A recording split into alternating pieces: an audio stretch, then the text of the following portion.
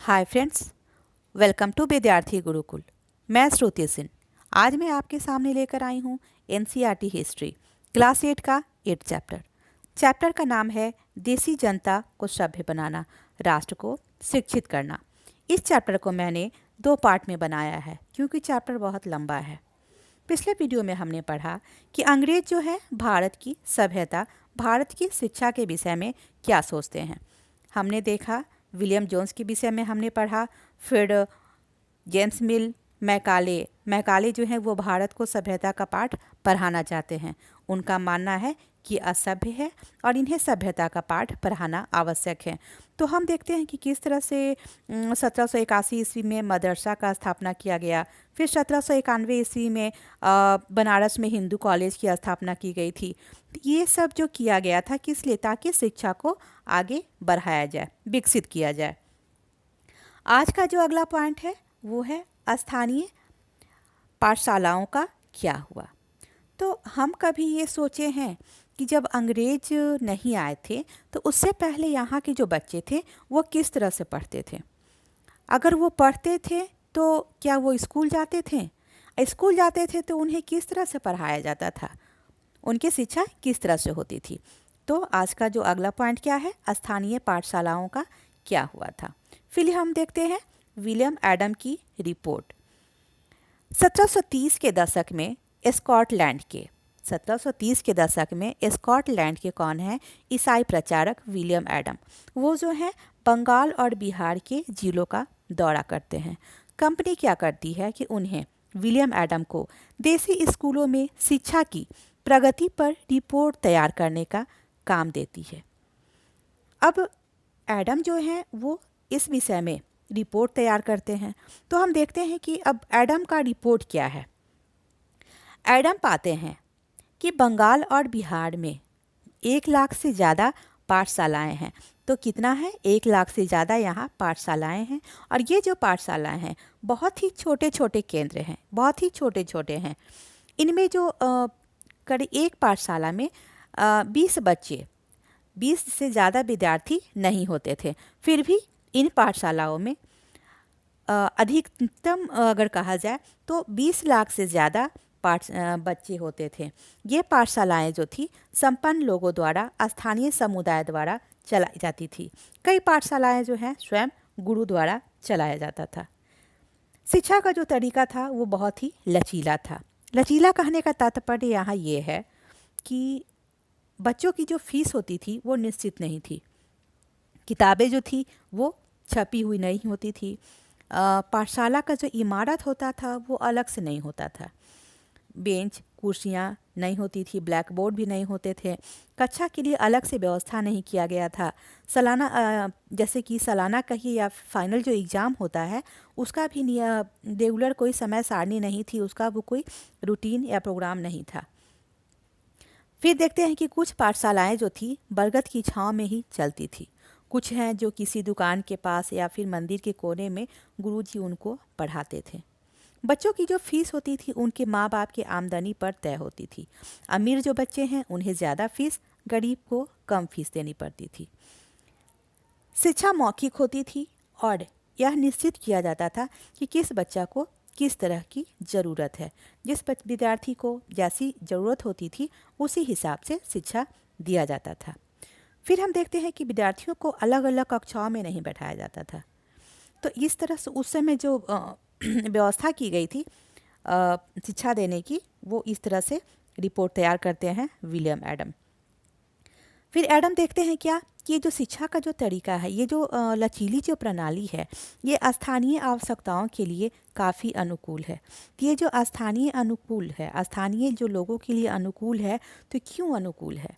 क्योंकि वहाँ के जो लोग थे फसल की जो कटाई में होती थी तो उस समय बच्चे स्कूल नहीं जाते थे क्योंकि उस समय कक्षाएँ जो होती थी बंद होती थी। क्योंकि उस समय गाँव के जो बच्चे हुए थे प्रायः खेतों में काम करने चले जाते थे और जब खेत का काम संपन्न हो जाता था तो फिर पाठशाला दोबारा से खुल जाती थी।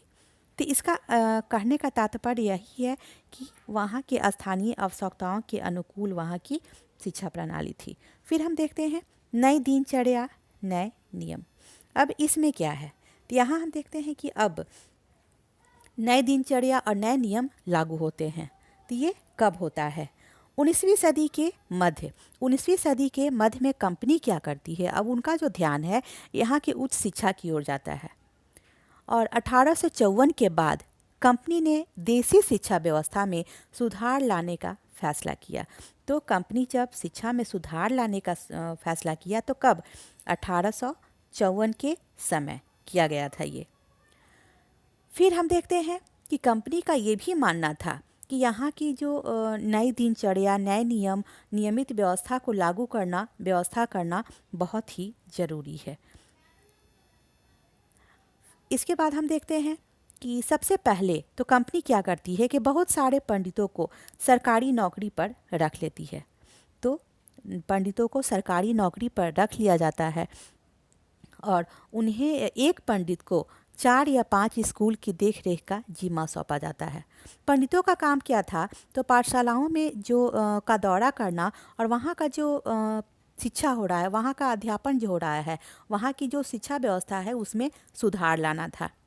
गुरु को यह कहा गया, निर्देश दिया गया कि वे समय सारणी पर ही आएं, समय के अनुसार ही स्कूल खोलें और स्कूल के बारे में रिपोर्ट भेजें। कक्षाओं में किस तरह से नियमित समय सारणी के अनुसार पढ़ाया जाए और किस तरह से नहीं पढ़ाया जा रहा है। फिर है कि कक्षा में बच्चे जो हैं वो नियमित रूप से आएँ, सीट पर बैठे, जो निश्चित तय किया गया है, निश्चित जो सीट है उसी सीट पर बैठें और अनुशासन के नियमों का पालन करें। फिर हम देखते हैं कि ये जो नई नियम व्यवस्था थी, तो जो पाठशाला नए नियम के अनुसार चलती थी उसे क्या कर किया जाता था? सरकार द्वारा अनुदान दिया गया था। और इसमें एक बात और देखा गया कि जब नए नियम, नई दिनचर्या जब शुरू हो गया था तो कुछ परिवर्तन हुआ था। ये परिवर्तन ये हुआ कि पहले जो थी वो गरीब जो बच्चे थे जो खेत में काम करने जाते थे, तो उन्हें स्कूल, उस समय क्या होता था कि पाठशाला जो था, स्कूल जो था वो बंद था और जब वो खेत का काम जब संपन्न हो जाता था तो फिर पाठशाला जो है दोबारा खुल जाता था। लेकिन जब नई नियम, नई दिनचर्या जब शुरू हो गया था तो ये चीज़ नहीं रही। अब क्या हुआ कि पाठशालाओं का जो समय सारणी जो है काफ़ी लचीला नहीं था। इस समय इस व्यवस्था के अनुशासन क्या था कि यहाँ अब अनुशासन की मांग होने लगी। बच्चे को नियमित रूप से स्कूल आए। फिर जब खेत का जब काम होता था, जब उस समय तो उस समय बच्चों को स्कूल आना है और उसी समय गरीब घरों के बच्चों को खेत में काम करने के लिए न जाए, नियमित रूप से स्कूल आए। और फिर जो बच्चे स्कूल नहीं आते थे तो लोगों का मानना था कि ये अनुशासनहीनता है और इनका पढ़ाई में मन नहीं लग रहा है। फिर अगला पॉइंट क्या है कि राष्ट्रीय शिक्षा की कार्यसूची। अब क्या है कि 19वीं सदी की शुरुआत से ही अब क्या हुआ कि भारत के विभिन्न भागों में बहुत सारे ऐसे विचारक हों जो शिक्षा के प्रचार पर ज़रूरत, अब उनको ऐसा महसूस होने लगा कि अब शिक्षा का व्यापक प्रसार होना बहुत ही आवश्यक है। तो इसके लिए पश्चिमी शिक्षा, कुछ भारतीयों का ये भी मानना था कि पश्चिमी शिक्षा भारत का आधुनिकीकरण कर सकती है। तो पश्चिमी शिक्षा क्या कर सकती है? भारत का आधुनिकीकरण कर सकती है। फिर हम देखते हैं कि अब ये जो लोग थे, जो भारत के जो लोग थे, अब वो आह्वान करते हैं किससे? अंग्रेज़ों से। ये अंग्रेज़ों से आह्वान करते हैं कि वो नए स्कूल खोलें, कॉलेज खोलें, विश्वविद्यालय खोलें और शिक्षा पर ज़्यादा से ज़्यादा वो पैसे खर्च करें। पर बहुत सारे ऐसे लोगों का मानना था, बहुत सारे ऐसे भारतीयों का मानना था कि पश्चिमी शिक्षा का वो विरोध करते थे। जैसे कि महात्मा गांधी, रविन्द्रनाथ टैगोर भी इसी तरह के थे, वो पश्चिमी शिक्षा के विरोधी थे। फिर हम आगे देखते हैं, अंग्रेजी शिक्षा ने हमें गुलाम बना दिया। तो क्या है? अंग्रेजी शिक्षा ने हमें गुलाम बना दिया है, ये पॉइंट है। महात्मा गांधी का कहना था कि औपनिवेशिक शिक्षा जो है वो भारतीयों के मस्तिष्क में हीनता का बोध पैदा कर दिया है। यहाँ के जो लोग हैं वो पश्चिमी सभ्यता को श्रेष्ठ मानते हैं और अपनी सभ्यता, अपनी संस्कृति के प्रति वो गौरव का भाव नहीं रखते हैं। उनके मन में जो गौरव का भाव होना चाहिए अपनी सभ्यता के विषय में, वो चीज़ नहीं है। फिर हम देखते हैं कि महात्मा गांधी का ये भी मानना था कि इस शिक्षा में विष भरा हुआ है। क्या है? इस शिक्षा में विष भरा हुआ है, यह पापपूर्ण है और इससे भारतीयों को दास बना दिया है। तो ये किसका कहना था? महात्मा गांधी का कहना था। फिर हम देखते हैं कि महात्मा गांधी ये दृढ़ उनकी मान्यता थी कि शिक्षा केवल भारतीय भाषाओं में दी जानी चाहिए। तो शिक्षा केवल भारतीय भाषाओं में ही दी जानी चाहिए। ये किसका मानना था? महात्मा गांधी का मानना था। वो ये भी कहते थे कि अंग्रेजी में जो शिक्षा दी जाती है, इंग्लिश में जो शिक्षा दी जाती है, वो जो है क्या भारतीयों को अपाहिज बना दिया है। सामाजिक परिवेश से लोग कट रहे हैं क्योंकि वो अंग्रेजी शिक्षा ग्रहण कर रहे हैं। अंग्रेजी शिक्षा के कारण क्या हो रहा है? जो भारत के लोग हैं वो सामाजिक परिवेश से कट रहे हैं, यानी दूर हो रहे हैं। फिर हम आगे देखते हैं, महात्मा गांधी का ये भी कहना था कि पश्चिमी शिक्षा मौखिक ज्ञान की बजाय केवल पढ़ने और लिखने पर केंद्रित करती है। तो ये किसका मानना था? महात्मा गांधी का मानना था।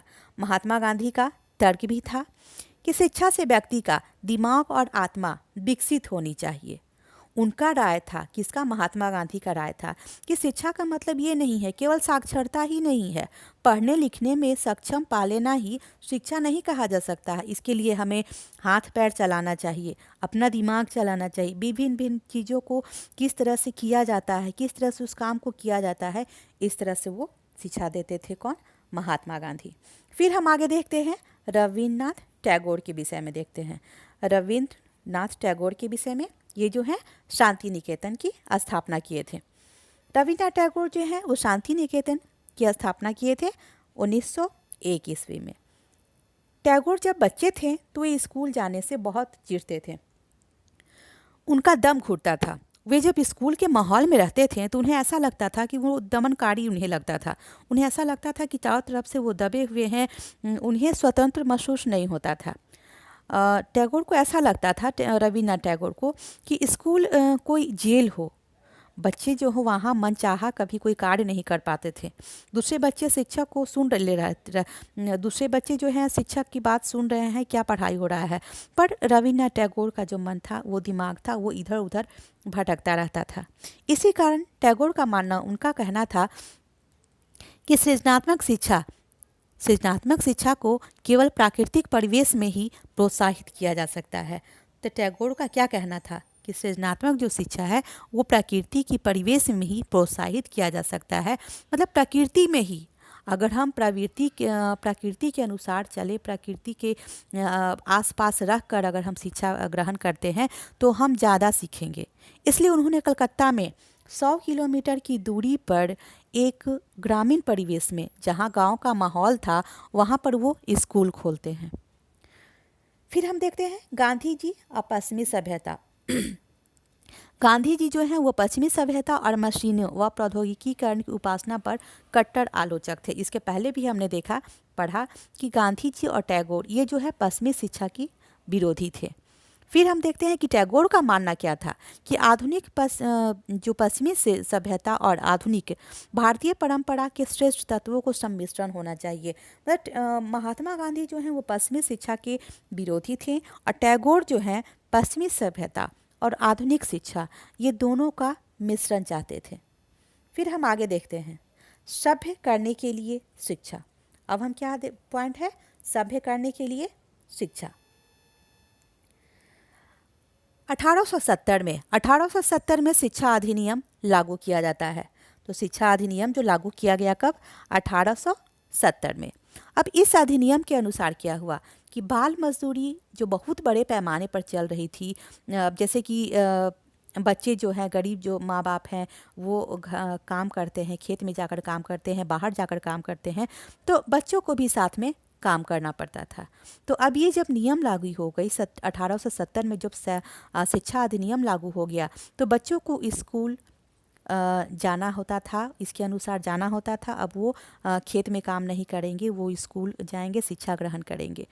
इसी से संबंधित हम देखते हैं क्या कि टॉमस आर्नोल्ड, ये जो है रब्बी, यानी कि सबसे ये जो है महत्वपूर्ण शैक्षणिक विचारकों में से एक थे और ये रग्बी नामक प्राइवेट स्कूल में ये मुख्य अध्यापक थे।